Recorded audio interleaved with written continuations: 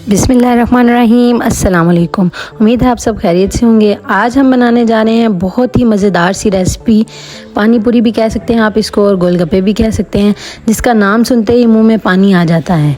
तो चलें recipe start करते हैं। पूरी बनाने के लिए हमने 1 कप मैदा, 1 कप सूजी और हाफ़ कप आटा लिया है। अगर आप ज़्यादा बनाना चाहते हैं तो इसी क्वांटिटी को डबल कर लें, यानी कि मैदा और सूजी एक जितनी होनी चाहिए और जो आटा है वो इससे हाफ़ होना चाहिए। यानी अगर 1 कप मैदा और सूजी लिया है तो हाफ़ कप आटा होना चाहिए। इसमें हम नमक ऐड नहीं करेंगे क्योंकि नमक ऐड करने से थोड़ी देर बाद पूड़ियाँ जो है वो सॉफ्ट हो जाती हैं। अब इसको हम ठंडे पानी से थोड़ा सा अच्छे तरीके से गूँध लेंगे।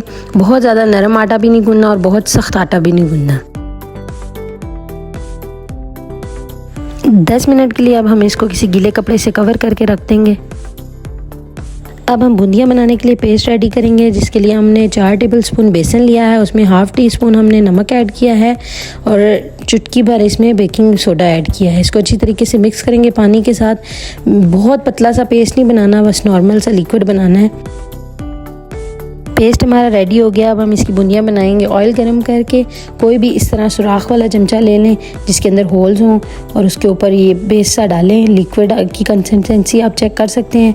बिल्कुल छोटी छोटी बूंदियाँ बन रही हैं। बूंदियाँ हमारी रेडी हो गई। अब हम इनको प्लेट में निकाल लेंगे। खट्टा पानी तैयार करेंगे। इसके लिए हमने पुदीना लिया है, उसमें हमने थोड़ा सा नमक ऐड किया है, 1 हरी मिर्च ऐड की है, थोड़ी सी काली मिर्चें और थोड़ा सा पानी डाल के इसको मिक्सचर में पीस लेंगे।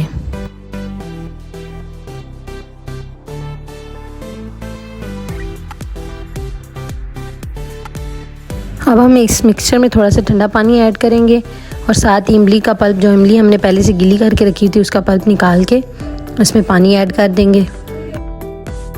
थोड़ा सा इसमें चाट मसाला ऐड करेंगे। पूड़ी का आटा सेट हो चुका है। अब हम इसके छोटे छोटे पेड़े बनाएंगे। पेड़े बनाने के बाद इसको किसी गीले कपड़े से ढक देंगे और आहिस्ता आहिस्ता रोटियों को बेलना शुरू करेंगे।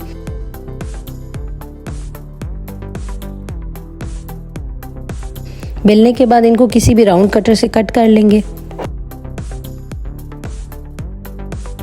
पूड़ी को अच्छे तरीके से फ्राई करने के लिए तेल बहुत ज़्यादा गर्म होना चाहिए। उसके अंदर पूड़ी डाल के किसी लकड़ी की चम्मच की मदद से उसको थोड़ा थोड़ा प्रेस करेंगे तो वो एकदम से फूलना शुरू कर देगी। इसी तरह थोड़ी थोड़ी करके सारी पूड़ियाँ डालते जाएं और उनको प्रेस करते जाएं और ज़बरदस्त सी पूड़ियाँ रेडी हो जाएंगी। इसकी फिलिंग करने के लिए आप हर टाइप की चाट यूज़ कर सकते हैं, जैसे चने की चाट और ब्लैक चनों की चाट, लेकिन हमने इसकी फिलिंग के लिए प्याज, नींबू, बूंदियाँ और आलू बॉईल करके डाले थे। इसमें मीठी चटनी डाली है इमली की जो बनती है, उसके बाद दही, ये सब चीज़ें ऐड करके इसको रेडी किया। उम्मीद है आपको आज की रेसिपी पसंद आई होगी। रेसिपी पसंद आए तो इसको ज़रूर ट्राई कीजिएगा और चैनल को सब्सक्राइब करना मत भूलिएगा। Thank you. अल्लाह हाफिज़।